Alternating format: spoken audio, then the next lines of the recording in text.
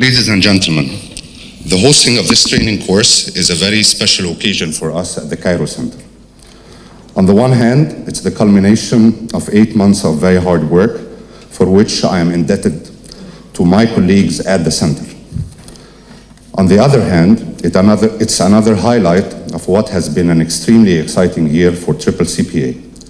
During this year, and together with our friends and colleagues at the Departments of Multilateral, African and International Cooperation for Development and the Egyptian Ministry of Foreign Affairs, and with our mission, with the Egyptian mission in New York, we have taken part in organizing several landmark events, including, but are not limited to, the MENA consultations of the high-level independent panel for the review of peace operations last March, the International Conference on Regional Aspects of Peace Building held last November, the first substantive input to the ongoing global review of the peace-building architecture, and the African Union Senior Mission Leaders Training. During this journey, we have been extremely fortunate with our partners, and today, I would like to seize the opportunity to single out 2 of them. The government of Japan, represented today with our friends from the embassy in Cairo, and our friends and partners at the United Nations Development Program. We thank you for your continuous generosity and for your constant support. And on that note, I would like to turn it over to Ms. Anita Nirodi, the UN resident representative in Egypt, to deliver her opening remarks on behalf of the UN.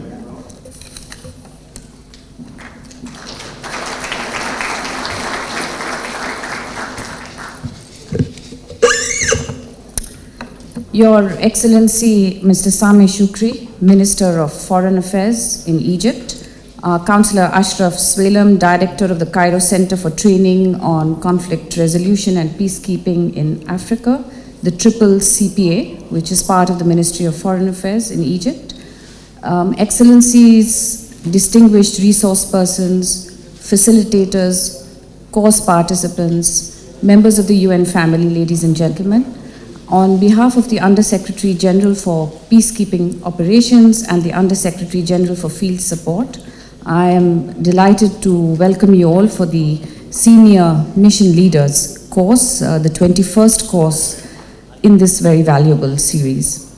At the outset, I would like to express my sincere appreciation to the Government of Egypt for hosting this course here in Cairo, and I'm also particularly pleased that the course is being organized jointly with our partner, the Cairo Center for Training on Conflict Resolution and Peacekeeping in Africa, which has been playing a remarkable role in this area.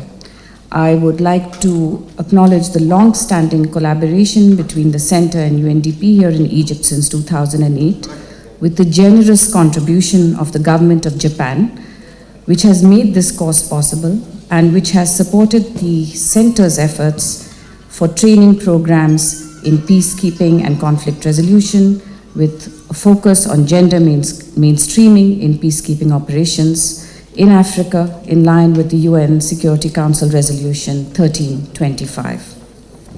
The SML course comprises of distinguished and experienced presenters and facilitators, along with a diverse group of participants, all of which will make this a remarkable learning experience. Excellency, distinguished participants, although multidimensional Chapter 7 peacekeeping operations have received much attention over the last years, a variety of mission models are still being used. Since 1948, there have been 68 operations on 5 continents, of which 16 peace operations and 11 political and peacekeeping missions are still deployed. Over the years, UN peacekeeping has evolved in order to adapt to the dynamic and evolving context, and the UN Secretariat has been seeking to design, reconfigure, and right-size these operations to reflect the mandates from the Security Council, the capabilities and will of countries that contribute personnel, and the oversight of the General Assembly. We have learned that one size does not fit all in peacekeeping, and we have to capitalize on our experience to strengthen the position. All of us are aware of the proliferation of challenges to the international community, whether political, security, humanitarian, development, which are compounded by environmental and financial crises. New crises and conflicts are emerging, while financial resources become even more limited, and peace operations will need to continue to adapt in order to meet these challenges. After 15 years of the Brahimi report, it may be necessary to again take stock of evolving expectations of UN peace operations and how the organization can work towards a shared vision on the way forward. To this end, the UN Secretary General's high-level panel on peace operations has been working on an in-depth review and will deliver shortly its final report. Mandates, political leverage, logistical support, training, accountability, rules of engagement, and technological innovation are some of the areas that may warrant review. Our successes in the future will be shaped by the quality of our leadership and management. Therefore, the SML course is of critical importance. Together with member states, we in the UN are striving to equip leaders to meet current and future challenges by drawing on experiences gained in more than 6 decades of UN efforts at peacemaking, peacekeeping, and peace building. This course is going to examine many of the critical issues in peacekeeping operations, including the legal framework, mission support, use of forces in peacekeeping operations, humanitarian affairs, and several more thematic areas. We hope that this course will prepare all of you, experienced professionals and potential future mission leaders, for the roles and responsibilities of senior leaders in the UN peace operations, and we very much hope that you will gain valuable insight into the unique nature of UN peacekeeping. As a former SML participant, I can assure you that you will have 2 very intensive, but at the same time, very interesting and rewarding weeks ahead. And I also believe that the learning that you will accomplish and the experience that you will share will enrich all of you professionally, but will also contribute to the UN's effort and commitment to strengthen peacekeeping across the world. With that, I would like to thank you, welcome you once again. I would like to thank the government of Egypt for hosting this course, and I would like to once again recognize the generous contribution of the government of Japan and wish you the very best for a productive and a very successful course. Thank you very much.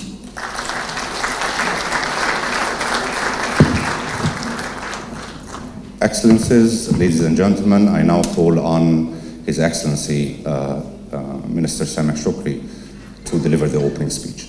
Thank you.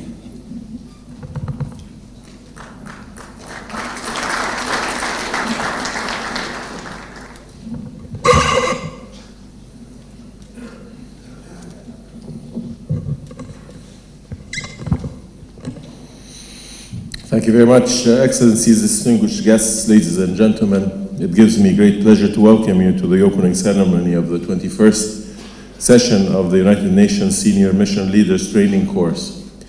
The United Nations SML is the crown jewel of the global peacekeeping training architecture. This session, held for the first time ever in North Africa and the second time in the Middle East, aims to identify and prepare potential and current senior mission leaders to undertake the responsibilities of leadership in peacekeeping operations around the globe.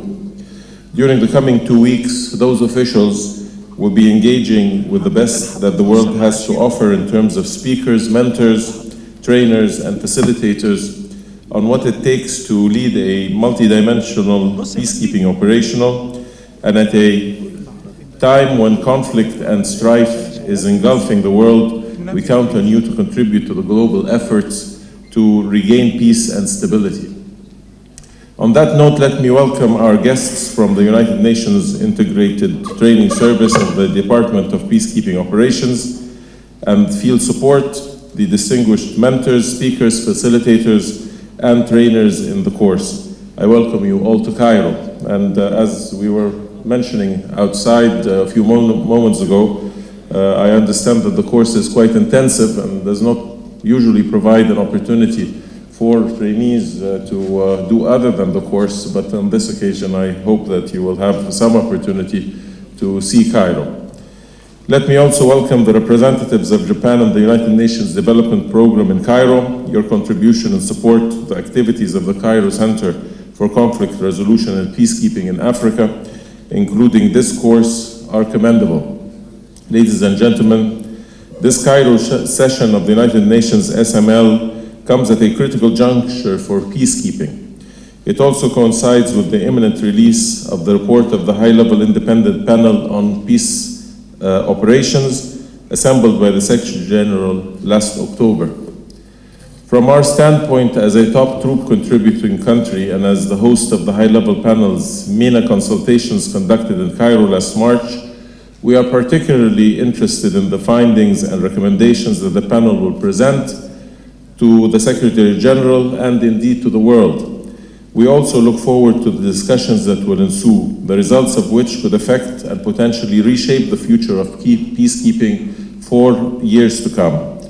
The importance we attach to these discussions cannot be overestimated. They come at a time when the global and regional security landscape is dramatically changing, with the ever-increasing intensity and frequency of inter- and intra-state conflicts, the collapse of a number of nation-states, particularly in Africa and the Arab world, the rise of non-state actors, including terrorists and criminal organizations, ushering in an era of trans-state conflicts. And as conflicts take on an ethnic, religious nature that turns it into a zero-sum game and puts it beyond political settlement. Those threat challenges and risks further complicate our already complex peacekeeping endeavors, as we continue to deploy missions where there is no peace to keep and where the lives of innocent populations and missions personnel are endangered. They also systematically test the durability and effectiveness of peacekeeping as a tool to deal with complex crises. Ladies and gentlemen, in the face of those challenges, the enshrined principles of peacekeeping remain as relevant today as ever. It is our understanding of them that needs to evolve. For Egypt, impartiality certainly does not mean neutrality. Consent is not at all synonymous to seeking the agreement of terrorists. And the use of force for the protection of civilians and missions as mandates without unwarranted excess is feasible. Another thing that needs to evolve is our approach to the relationship between the United Nations and regional and sub-regional organizations. Egypt is already taking the lead in this regard. In March 2015, the Arab Summit heeded Egypt's call to establish a joint Arab force. The follow-up discussions about the force have reached an advanced stage, setting the scene for a more effective and potent role to be played by the League of Arab States in preventing and responding to the many threats to peace and stability in the Arab world.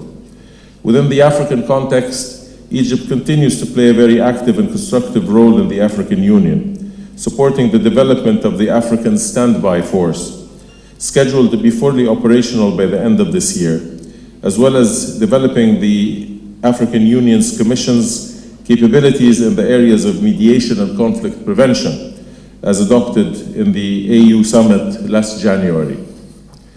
And as these two important regional organizations continue to evolve and to improve their contribution to the maintenance of peace and security, so needs their relationship with the United Nations.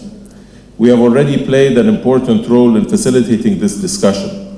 First, last November, when together with the UN Peace Building Support Office and the Peace Building Commission, we organized an international conference on regional aspects of peace building, which presented the ongoing review process of the peace building architecture with practical recommendations for achieving coordination and synergies between the United Nations and regional organizations.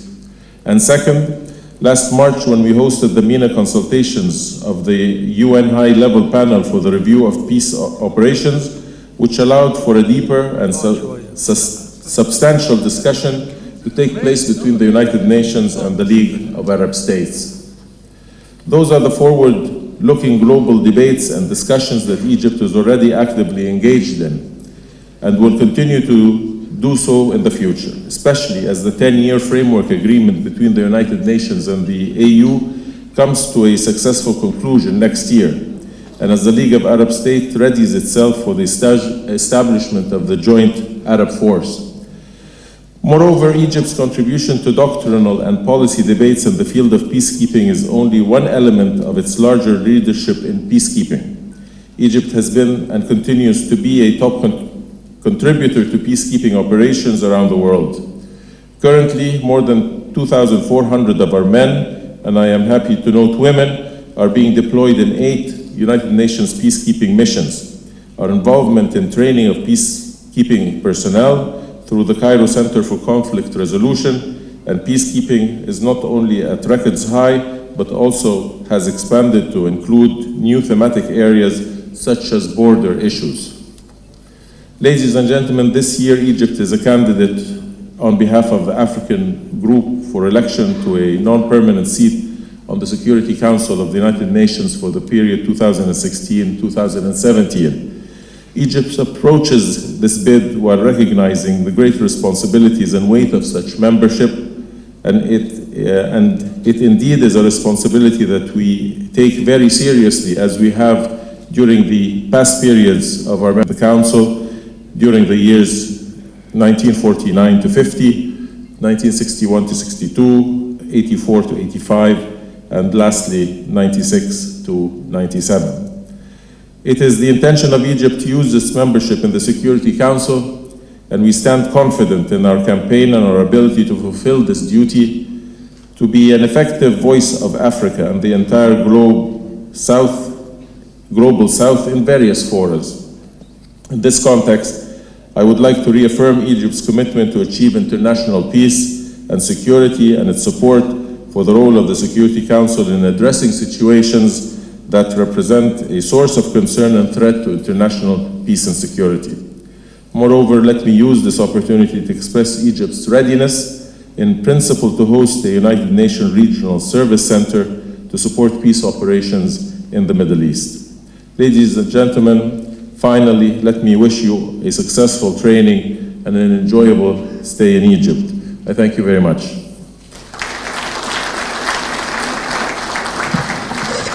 Thank you, Your Excellency. This concludes our session. I just would like to call the participants, the mentors, the facilitators, and the trainers to join His Excellency Minister Sameh Shukri and Ms. Anita Nerodi for a group photo. Thank you.